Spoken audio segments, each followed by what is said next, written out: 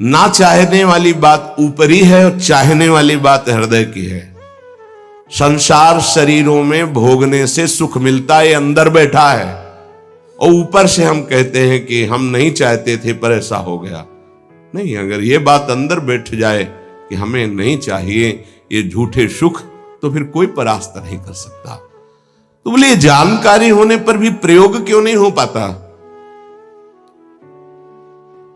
वस्तु, व्यक्ति, क्रिया, स्थान, इससे जो हम सुख चाहते हैं उसे काम कहते हैं। किसी शरीर से, किसी वस्तु से, किसी पद से। इस काम में शब्द तो एक है पर इसके दोष अनंत हैं। शब्द है काम, और अनंत पापाचरण कराने की इसमें सामर्थ्य है। काम में इसमें अनंत विकार भरे हुए हैं। जब तक मनुष्य के भीतर ये बात बनी रहती है कि शरीर भोग से, वस्तु भोग से, पद भोग से हम सुखी हो जाएंगे, तो ये काम पाप ही कराता रहता है। निर्दोष, निर्विकार, निष्पाप होने के लिए इस काम का मर्दन करना आवश्यक है। सहने से ये नष्ट हो जाते हैं। शास्त्र निषिद्ध कर्म ये काम ही कराता, प्रारब्ध नहीं कराता। प्रारब्ध से शास्त्र निषिद्ध कर्म जो किए उनका फल आता है सुख दुख। अगर शास्त्र प्रतिपादित है तो सुख आएगा, शास्त्र विरुद्ध है तो दुख आएगा। लेकिन ये जो हमसे पाप करा रहा है, कोई प्रारब्ध नहीं करा रहा, कोई काल नहीं करा रहा, कोई ईश्वर नहीं करा रहा। काले कर्म ईश्वरे मिथ्या दोष लगाए, ये हमारी चाहत करा रही, अंदर बैठी है। शरीर के भोगों से सुख मिलता है, ये अंदर घुस के बैठ गया है और यही हमसे पाप करा रहा है। तो जब जानकारी हो गई तो फिर पाप क्यों हो रहे हैं? जब जानकारी हो गई कि ये काम पाप करा रहा है, तो हम इस जानकारी का प्रयोग क्यों नहीं कर पा रहे हैं? तो बोले धूमे नाव्रियते वह्निर यथा दर्शो मलेन च यथोल्बेनावृतो गर्भस तथा तेने दमावृतम। ये ज्ञान ढक गया है हमारा, जो ढका हुआ ज्ञान, ये प्रकाशित, ये काम में नहीं आएगा। जैसे 3 उदाहरण दिए। भगवान कह रहे धुएं से अग्नि ढक गई, मैल से दर्पण ढक गया, और झिल्ली से गर्भ ढक गया। अब झिल्ली के अंदर बच्चा है कि बच्ची पता नहीं चलेगा। दर्पण है, हम काले हैं कि गोरे हैं पता नहीं चलेगा, क्योंकि मैल से। धुआं होने के कारण पता नहीं चलेगा कि अग्नि है, पर बहुत जल्दी उसमें अग्नि प्रकाशित की जा सकती। फूंक मारो, अग्नि पैदा हो जाएगी। भगवान ने 3 उदाहरण दिए। उपासक में ये 3 तरह से ज्ञान ढक जाता है, तब काम अपना प्रभाव दिखाता है। 3 इसकी स्थितियां हैं। जैसे धुएं से अग्नि ढकी रहती है, ऐसे ही काम विवेक को, ज्ञान को ढक देता है। बुद्धि में निर्णय निकल रहा है कि ये तो गलत है, नहीं करना चाहिए। सात्विक, राजसिक, तामसिक, ये बुद्धि की 3 प्रवृत्तियां हैं, 3 गुणों के अनुसार। कर्तव्य अकर्तव्य का ठीक ठीक निर्णय करने में समर्थ है सात्विक बुद्धि। राजसिक बुद्धि ठीक निर्णय नहीं कर पाती, असमर्थ होती है कर्तव्य का। और तामसिक उल्टा ही निर्णय करती है। ठीक निर्णय करने की सामर्थ्य सात्विक बुद्धि में है। अब जेव ही भोग इच्छा प्रकट हुई, धुआं पैदा हो गया। भोगों की ना भोगों, पाप तो नहीं बन जाएगा। धुआं है, इसका मतलब अग्नि है, ज्ञान है उसके अंदर। अब अगर उस समय उसको सत्संग मिल जाए, कोई संत की बात चलने लगे, उसका चिंतन वो रोक पावे, तो मानो फूंक मारना है। जैसे धुआं उठ रहा है, 1 2 3 फूंक मारो, आग लग गई, प्रज्वलित हो गया, बच गया। ये पहला बहुत सरल है बच जाना काम से। धुआं हो जाने पर दिखाई नहीं देता क्या है, क्या ठीक है क्या नहीं ठीक है, पर फूंक मारो तो आग उठी, धुआं खत्म हुआ। ये ज्ञान हो रहा है, बीच बीच में जलन हो रही कि भोगूं कि ना भोगूं, अच्छा है कि नहीं अच्छा है, कहीं पाप तो नहीं हो जाएगा, कहीं गलती तो नहीं हो जाएगी, पर वो धुआं है, नहीं भोग लेते हैं, अवसर मिला है, समय मिला है, भोग ले। ये उस समय उसको चाहिए, तत्काल कोई सहयोगी चाहिए विवेक का। परमार्थिक मार्ग में धुआं पैदा कर देगी। साधक अगर सावधान हुआ तो तत्काल प्रयासरत हो जाता है इस धुएं को हटाने के लिए। फूंक मारने का मतलब कीर्तन शुरू हो गया, वो सत्संग शुरू हो गया, किसी संत के पास तत्काल बैठ गया, उसकी वाणी सुनने लगा, वो धुआं खत्म हुआ। फूंक लगी, आग जली, धुआं खत्म, ठीक निर्णय होगा। नहीं नहीं, ऐसा नहीं करना। उत्पत्ति विनाशशील जड़ वस्तुओं में प्रियता, महत्ता, सुंदरता, सुखद रूपता, ये काम पहले पैदा करता है। ये सत्य है, इसमें सुख मिलेगा, इसमें बहुत सुख मिलेगा। अब ये धुआं बढ़ता चला जा रहा है, कैसे सुख मिलेगा? लाखों लोग भोग रहे हैं, कैसे सुख? कैसे तुम मुझे बावरा बना सकते हो? नहीं नहीं, गलत है। ये है धुआं को हटाना, फूंकना। अरे अन्य शरीरों की अपेक्षा है मनुष्य शरीर सर्वश्रेष्ठ है, इसमें विवेक है, हम कैसे ऐसा पशुवत आचरण कर सकते? नहीं, अरे मन नहीं, तेरी सलाह नहीं। अब वो फूंक रहा है, आग पैदा कर रहा है, ज्ञानाग्नि पैदा कर रहा है। पर बहुत प्रवीण साधक नहीं, उससे प्रवीण मन है, वो सुख को सुख मानकर भोगने की लालसा प्रबल होने के कारण वो धुआं नहीं हटा पा रहा, वो उसी में और राग कर रहा है। प्रथम अवस्था में हटा लिया तो हटा लिया, नहीं दूसरी अवस्था में बहुत ही भयानक स्थिति हो जाएगी। ये अवस्था बदलने में देर नहीं लगती, कहने में देर लगी। दूसरी अवस्था हो जाती है दर्पण में ढका हुआ मैल। उसमें तो फूंक केवल मारनी थी कि आग प्रज्वलित हो गई, क्योंकि तैयार एकदम ज्ञान है, पर धुआं जैसा ढक गया, काम ने ढक दिया। जब दूसरी स्थिति आई उसी उपासक की कि इसका प्रायश्चित भी तो हो सकता है, अब वो मल लग गया। जैसे दर्पण में गाढ़ा मल पोत दिया जाए तो बिल्कुल दिखाई नहीं देगा कि हमारा रूप कैसा है। अब बिल्कुल विचार शून्य होता चला जा रहा है। यथा दर्शो मलेन च, जैसे मैल से ढक जाने पर शीशा, दर्पण, वो दिखना एकदम बंद हो गया। उसमें तो दिख रहा था, धुआं है, आग है, मतलब विवेक काम कर रहा था। थोड़ा फूंकने की जरूरत थी, ज्ञान के प्रज्वलित करने की जरूरत थी, पर वो उधर ना की तरफ वृत्ति ना ला करके हां की तरफ वृत्ति ले आया तो दूसरी सीन पैदा हो गई स्थिति। जैसे दर्पण में मल ऐसे लगा दो तो बिल्कुल नहीं दिखेगा, और वो बिल्कुल निर्णय नहीं कर पा रहा। सतोगुण में निर्णय करने की क्षमता होती है, रजोगुण में निर्णय करने की क्षमता खत्म हो जाती है और निश्चित हो जाता है कि भोग में सुख है।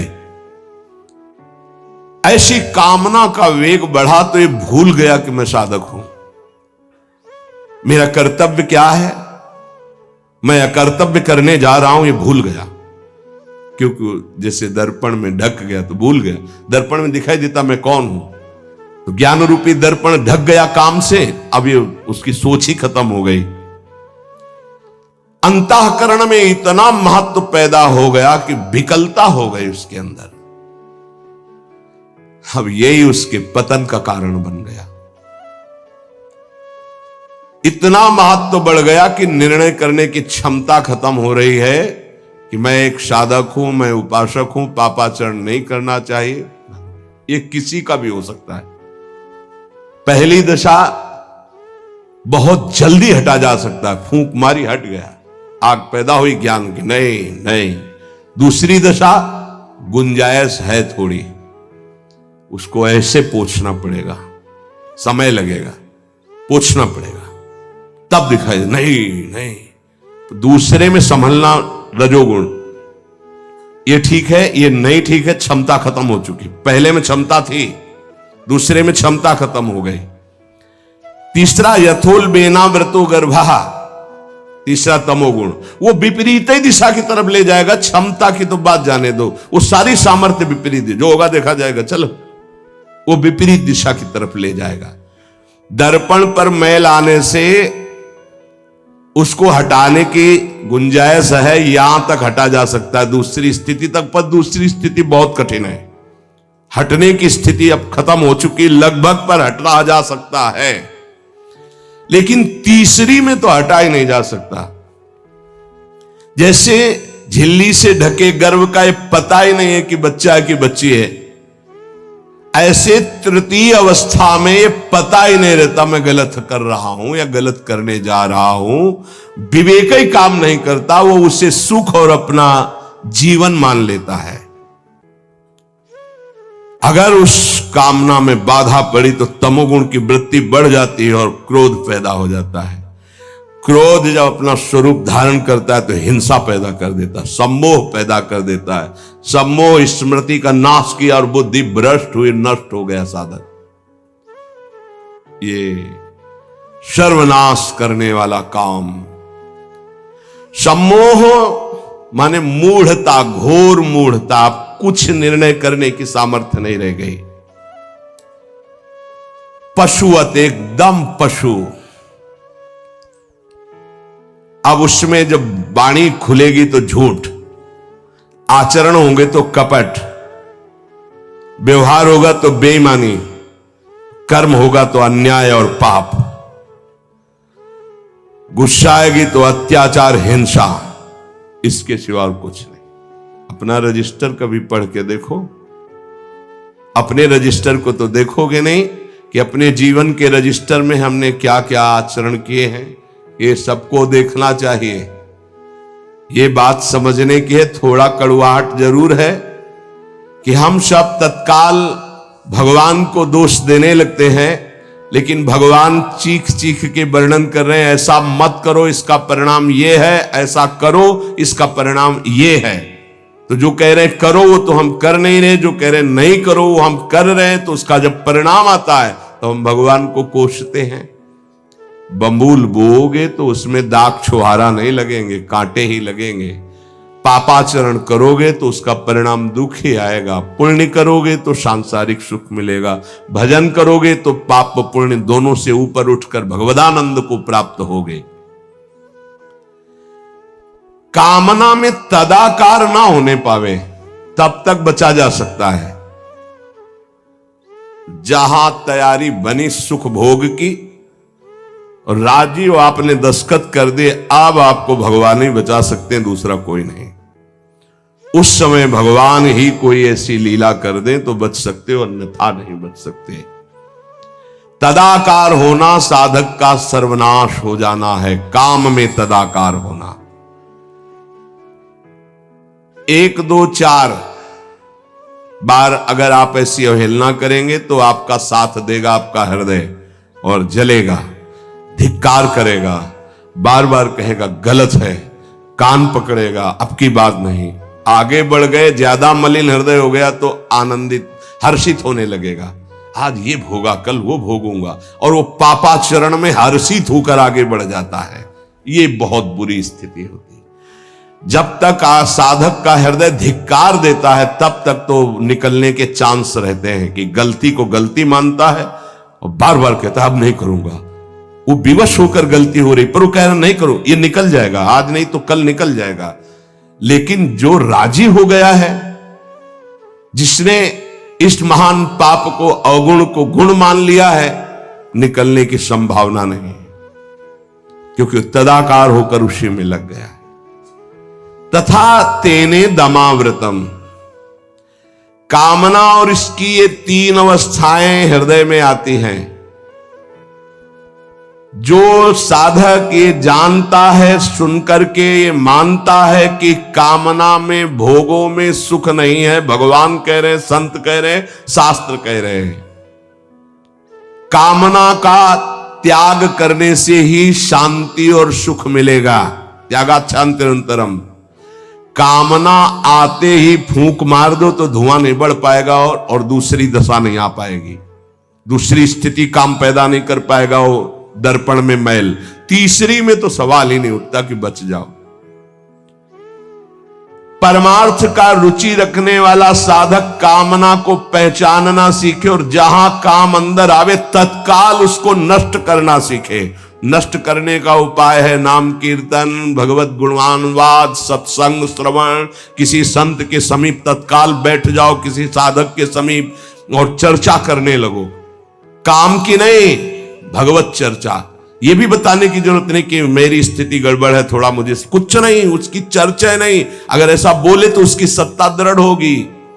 शांत, थोड़ा मन विक्षेप में आया, ऐसा लगा कि आपसे वार्ता करें तो थोड़ी देर आप सुनाइए, गोपी गीत सुनाइए, आप चतुराशी जी का थोड़ा कुछ, आप कुछ प्रभु के विषय में कोई सिद्धांत की चर्चा, सत्संग लगा दीजिए, सत्संग सुनने लगिए, एकांत से हट जाइए, बाहर मैदान में आ जाइए। तो किसी भी तरह से आपको उस समय बदलना है, चिंतन बदलना है। भगवान ने काम की 3 अवस्थाओं का वर्णन किया। ये वर्णन करना केवल आपको पहचान बताने के लिए है। कामना शब्द बोलने में देर लगती, बढ़ने में देर नहीं लगती। इतनी तीव्रता से वो प्रथम से दूसरी, दूसरी से तीसरी, और वो क्रिया में उतार देगा। इसीलिए हानि हरिवंश के नाम अंतर पड़े, लाभ हरिवंश उच्चरत वाणी। नाम चल रहा है तो विवेक ठीक है, वो बचा लेगा आपको। कामना के बढ़ने में देर नहीं लगती। कामना बढ़ने पर फिर कोई विचार की गुंजाइश नहीं रह जाती। अनर्थ परंपरा चल पड़ती है। पाप, संताप, दुख, कामना। फिर ऐसा कि आप 100 बार कसम खाएंगे, फिर वहीं फिसल कर खड़े हो जाएंगे। देख लीजिएगा, 1000 बार प्रतिज्ञा करेंगे, एक नहीं 1000 बार, और काम वहीं रौंद के गिरा देगा, पक्का। पहली कदम पर यदि इसे रोकना सीख गए तो बाहर निकल जाएंगे। और हरि शरणागत है तो निकलना तो पड़ेगा ही, वहां टिकने तो देंगे नहीं। हरि इतने कृपाल है, पक्का जलाकर तुम्हारे हृदय को वहां से भगाएंगे, पक्का भगाएंगे। नहीं नहीं, आज से अब नहीं, ऐसी गलती नहीं करूंगा, ऐसी गलती नहीं करूंगा, हे प्रभु क्षमा कर दो, चलो। और जहां फिर क्षमा हुआ तो फिर वो जब हृदय में उमगन आई तो फिर उधर ही की तरफ भागता है। फिर वो ऐसी दीवाल बनवाते हैं, चुनवाते हैं आसपास कि रास्ता बचेगा तो एक ही, हरि शरणम, दूसरा रास्ता नहीं। इसीलिए भगवान का आश्रय लेकर भक्ति करने वाला उपासक बहुत जल्दी विजय प्राप्त कर पाता है इन विकारों पर, अन्यथा मार के गिरा देते। बहुत बड़े विजयी योद्धा हैं काम, क्रोध, लोभ, मोह, मद, मत्सर। हरि बचावे। वैसे कहा भी है हरि ने कि मामेवे प्रपद्यन्ते माया में ताम तरन्ति, मेरी शरण में आ जाओ तो बच जाओगे। समस्त दोषों का नाश, समूल काम का नाश, समस्त संबंध विच्छेद, एकमात्र भगवान का आश्रय लेकर भजन करने से हो जाते हैं। घबराना नहीं। प्रार्थना है अपनी तरफ से, 1000 बार फिसल जाए तो 1001 बार भी हिम्मत रखें, पड़े ना रहें। आखिरी श्वास तक हम बाजी जीतने की कोशिश करेंगे, क्योंकि ये खिलाड़ी किसी और के नहीं, हरि के ही हैं।